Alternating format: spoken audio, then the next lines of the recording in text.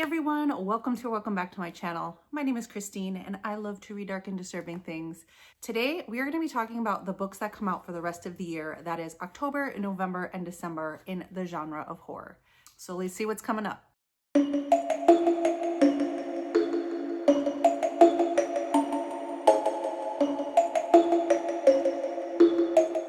If you guys have been following my channel, then you may have noticed that this year I started talking about new releases. In the past, I never really did because I have so much on my shelves that I still want to get to, and I still do. But I found that this system has really worked for me this year because I look up all the books that are coming up in the next 3 months, and then I see which ones I'm interested in, and I'm able to put holds on a lot of these in my library. And I have been purchasing a lot less books this year using my library system. So I'm really grateful that I kind of stumbled into this. It wasn't really my intention, but it ended up working out really well for me. And I hope it's been working out for you, because these are just the books that are on my radar. This is by no means like a conclusive list of everything coming out. I'm very grateful to the website Jump Scares that lists everything that is coming out in the horror genre, and sometimes some other ones that are coming out in the next few months. And I've been using that list to help compile my list. So this was not my work. I don't want to take credit for it. And I will link that down below because there may be a lot more books that are coming out that I do not mention. These are just the ones that caught my attention the most. So I'm going to be talking about all the books that come out in October, November, and December for 2025. And this list is probably the smallest list out of all the, spring, summer, fall, winter quarters I've done so far this year. By far, fall was the biggest, but we're going to get into it. And I do have one book that actually is coming out tomorrow at the time that I'm filming this. So by the time you see this, it should already be out. And that is Amy McCaw's book called They Own the Night. If you see me looking down, I am just checking.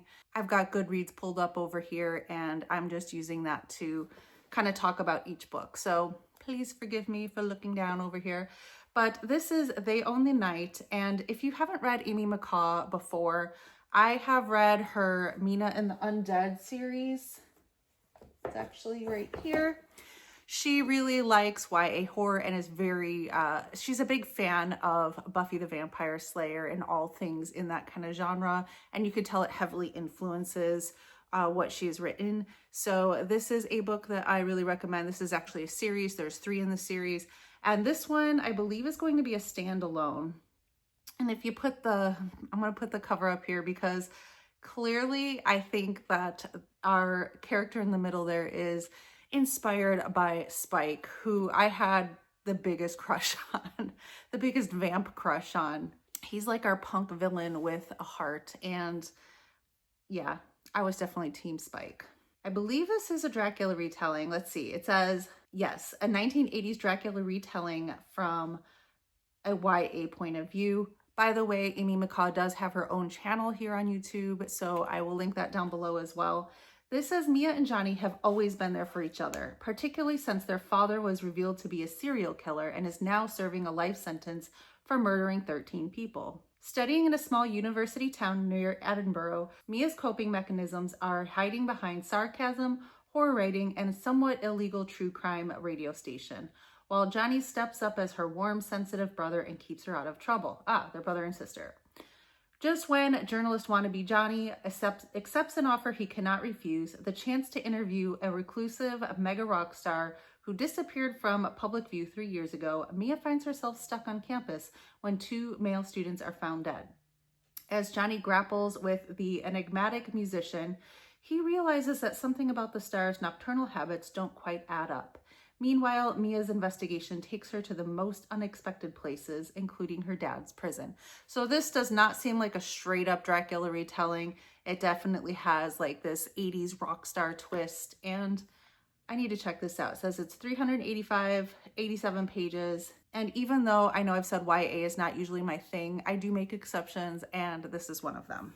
So the rest of the books will be coming out October, November, and December, and most of them are actually in October. I have a little over 15 books to talk about today. These next several books are all coming out on October 7th, and this first one, I mean, look at the cover. If you know me at all, And you know, I like to crochet and do old lady things, whatever.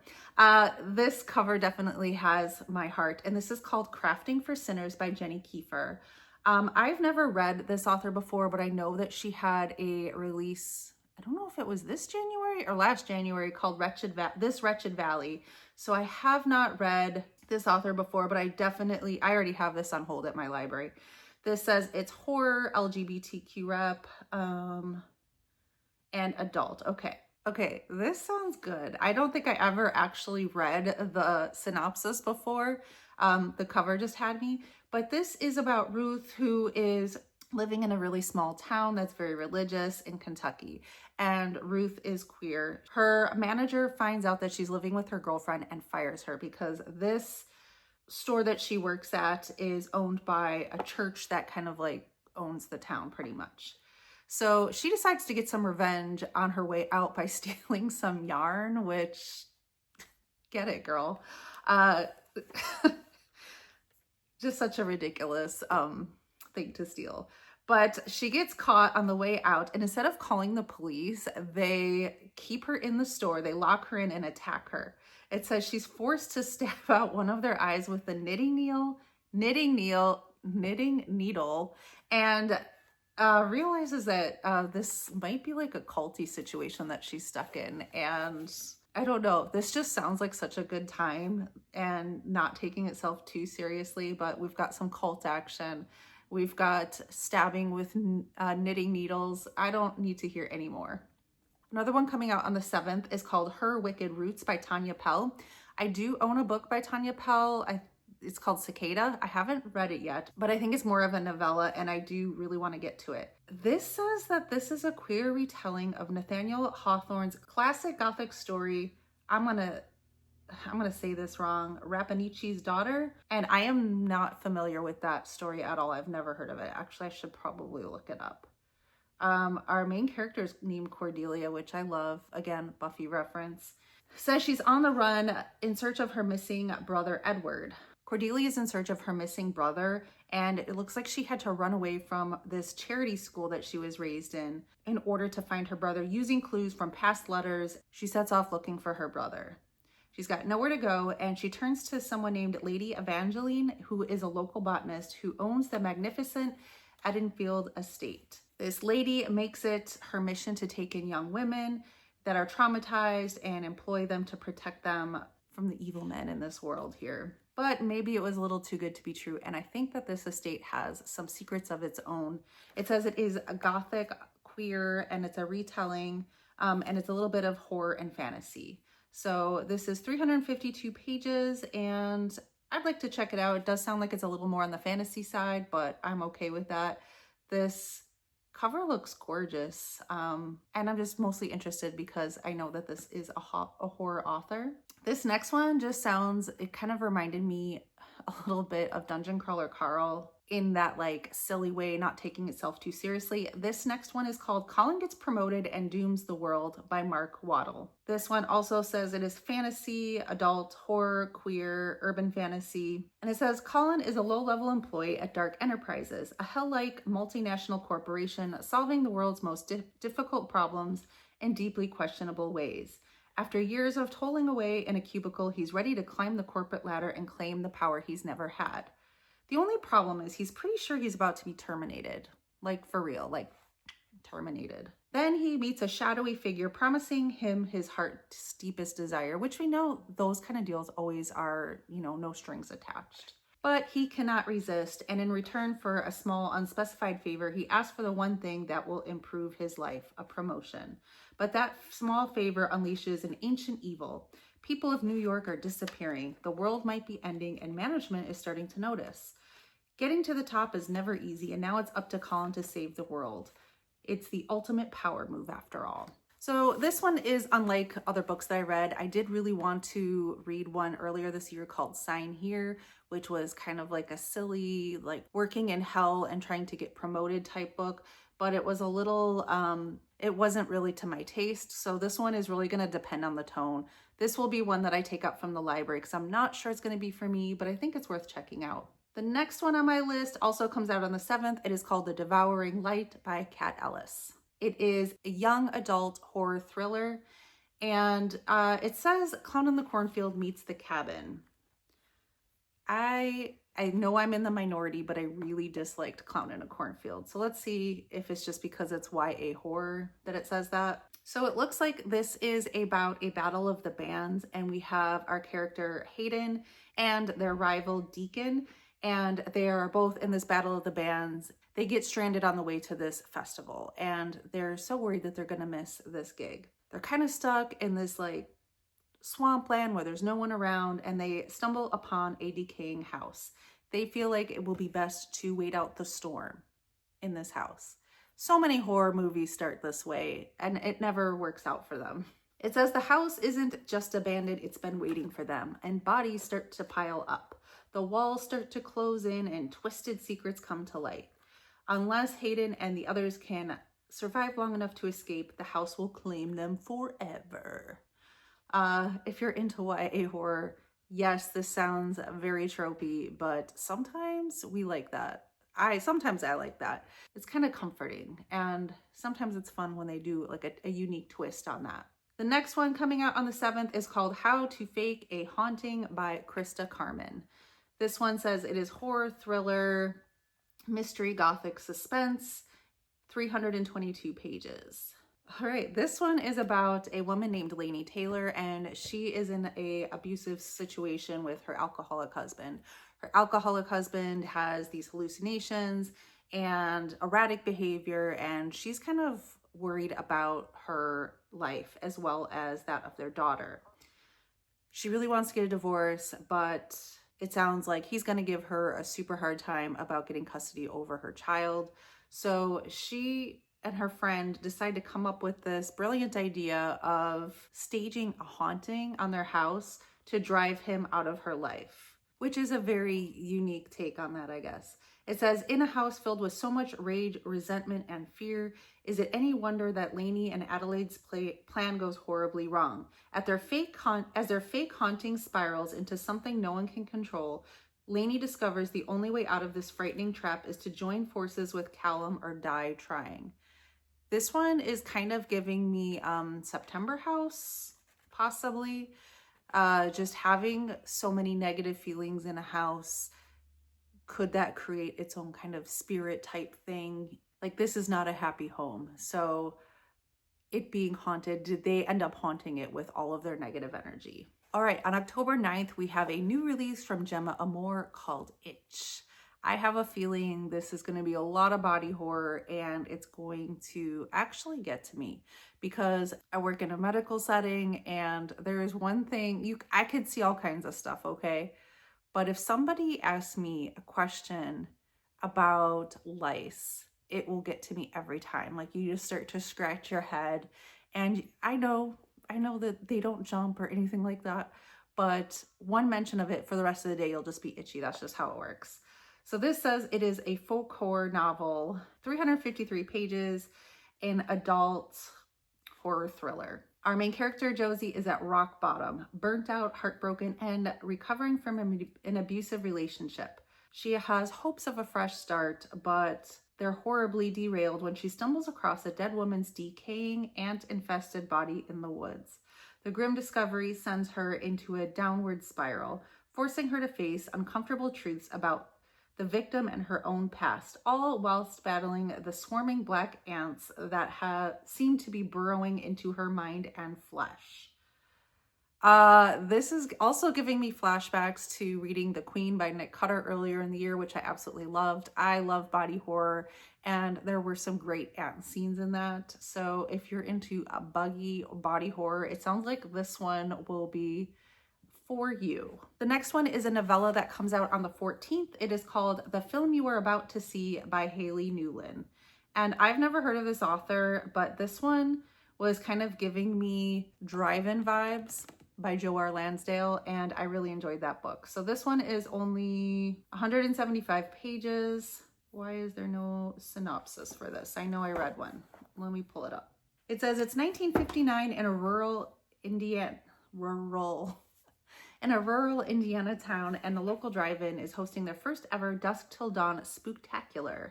And they've got a Percepto surprise in store for the audience, complete with vomit bags, nurses on staff, and a hearse parked just beneath the monsters on screen. But June has a strange sense about things, always has. And as the screams spread through the parking lot, reality and theatrics begin to blur for her and her friends. Is it just a gimmick, or is something lurking amongst the moviegoers? This totally sounds like Drive-In by Joe R. Lansdale, and I am here for it. This next one comes out on the 14th, and it is by an author that I own another book of, but I haven't read it yet. Really sorry because I'm probably going to mispronounce this name, but it's Nuzo, Onoh, and she is an African horror writer. The one that I own is called Where the Dead Brides Gather, which I just got this year, but I haven't read it yet. This new one coming out is called Futility, and it is 288 pages. It says it is adult horror / thriller / literary fiction. Let's just appreciate this cover, first of all. This one looks like it is about two different women. The first one is Chia. She is extraordinarily beautiful, and she works at a restaurant in Nigeria, and all the men are there because they love her hot pepper soup and also her beauty. And it says her hot pepper soup has a secret ingredient and her beauty may not be what it seems. And then we have Claire, who's 50-year-old British woman, is consumed by jealousy and resentment and blinded to the poisonous tendencies of her beloved son after a night out at Chia's infamous restaurant. Both women seethe in rage and bitterness when a trickster spirit offers them revenge on those who have wronged them, and they cannot resist. So we've got revenge, and I don't really know what else I need to know. That and this cover, I'm into it. On the 14th, we also have a new release from Caitlin Starling, which I feel like she just had a release recently. This one says it is a Misery meets Invasion of the Body Snatchers in this genre-bending, claustrophobic, hospital gothic story. This one's 304 pages. It says it is adult gothic horror mystery. I think I just like the fact that it's set in a hospital because that setting will actually creep me out. Margaret lives with a rare autoimmune condition that has destroyed her life, leaving her isolated. It has no cure, but she's making do the best she can until she's offered a fully paid for spot in an experimental medical trial at Graceview Memorial. I love body horror, medical experimentation. All of that is very creepy to me, so I think this is going to get me sucked in. It says the conditions are simple, if grueling. She will live at the hospital as a full-time patient, subjecting herself to near total destruction of her immune system and its subsequent regeneration. The trial will essentially kill most of, but not all of her. But as the treatment progresses and her body begins to fail, she stumbles upon something sinister living and spreading within the hospital. Unsure of what is real and what is a medication-induced delusion, Margaret struggles to find a way out as her body and mind succumb further to the darkness lurking throughout the halls. I think the setting will actually work on me. The previous, I've not read a Caitlin Starling book yet. I feel like they come out, they're very popular, and then there's a lot of naysayers, and then I'm like, I'm not sure if that's for me. So I just haven't picked one up yet and actually read it. But this one sounds like it is most like something I might be into. And the last one on the 14th is coming out by an author I've read before named Kelley Armstrong. She used to write a lot of like werewolf, shapeshifter type books, and I have read some thrillers by her. I think they always end up being like pretty good or okay. Nothing that is like super memorable, but they're good enough that I would still read and try a new one. And this one is called The Haunting of Paynes Hollow. It is 288 pages, paranormal adult mystery horror thriller. And this is about a girl named Samantha whose grandfather dies, and she hasn't even seen her grandpa in like 14 years. So she doesn't think she's going to be in the will or anything. She hasn't seen her grandpa since her father took his own life after being accused of murdering a child at their lakefront cottage. Yeah, I guess that could break up a family. Her grandfather has always insisted her father was innocent, even though Sam caught him burying the body and his clothes were covered in blood. But when she does attend the reading of the will, She discovers that her grandfather left her a very valuable lakefront property where the family cottage sits.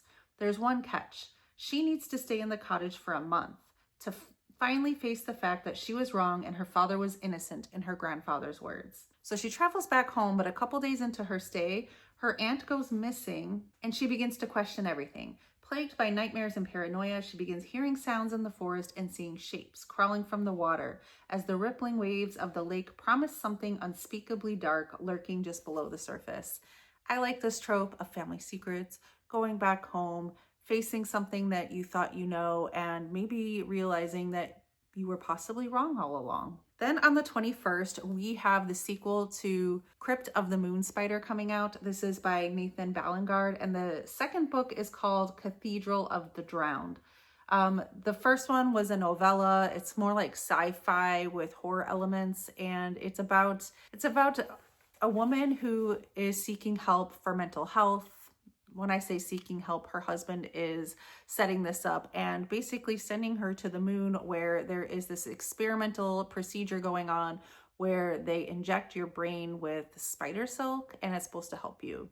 And things just get kind of crazy from there. So this is the sequel to that.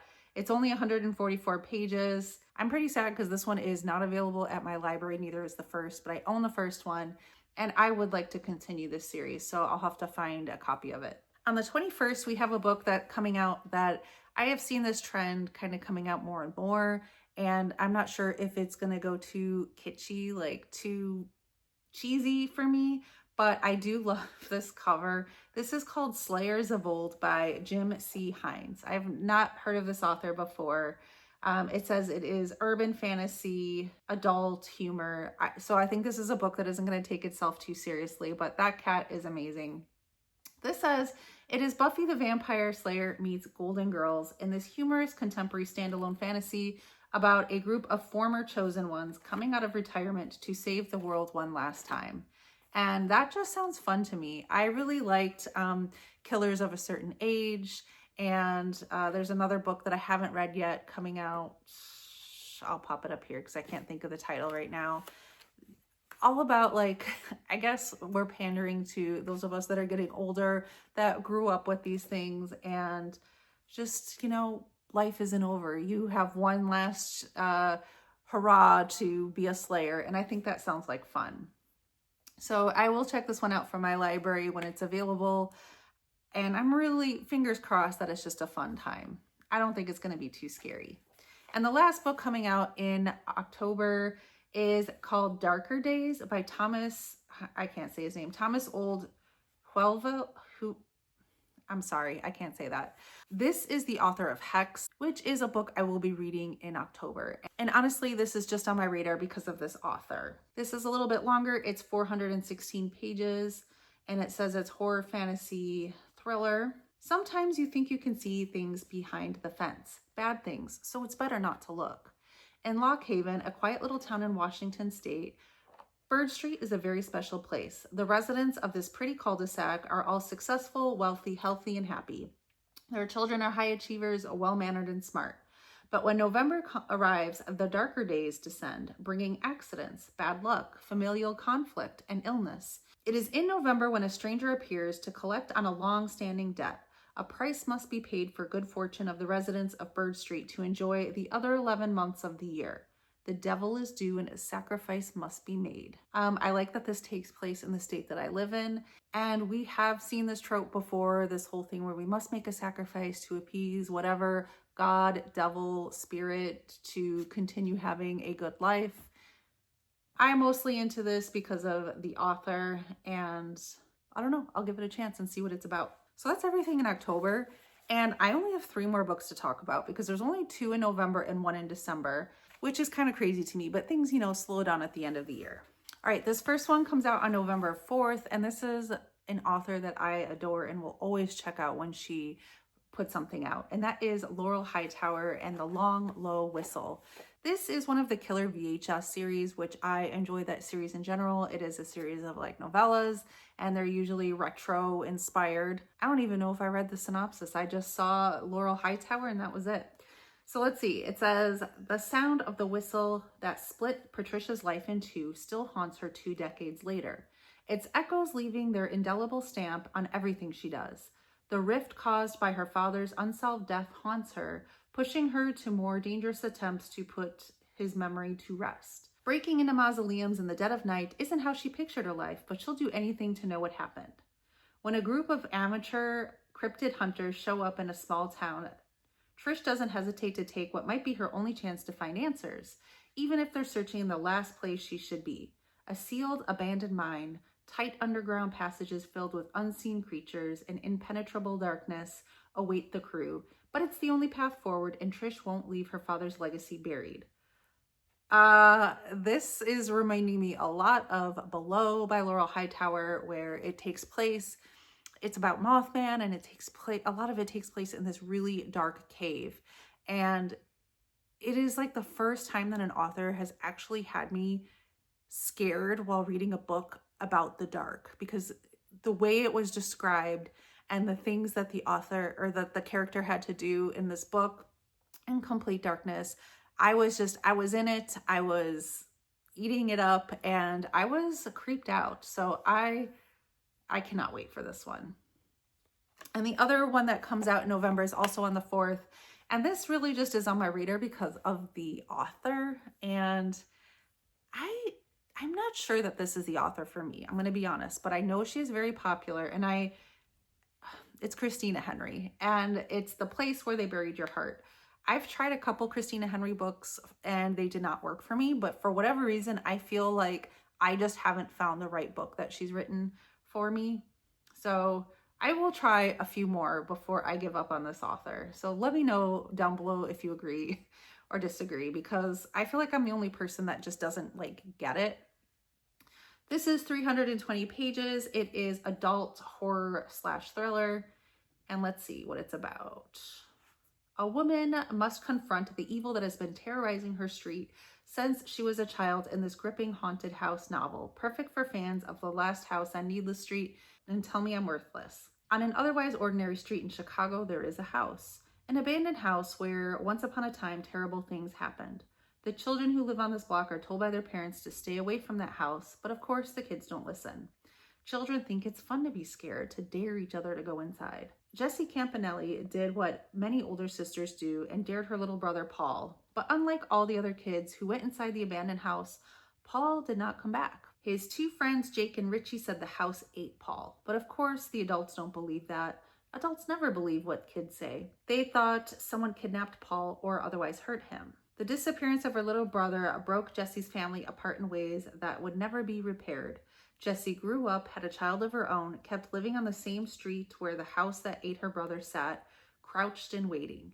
A darkness seemed to spread out from that house, a darkness that was alive and hungry. Again, a very common trope. I might wait and see what people say about this one first, or I will get it from my library to try. But yeah, let me know what you think about that one.